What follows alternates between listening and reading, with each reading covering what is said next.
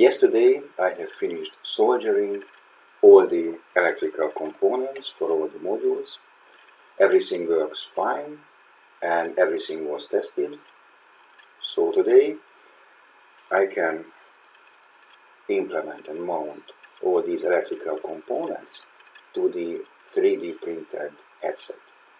Hopefully this evening I can already have this new headset. Let's start.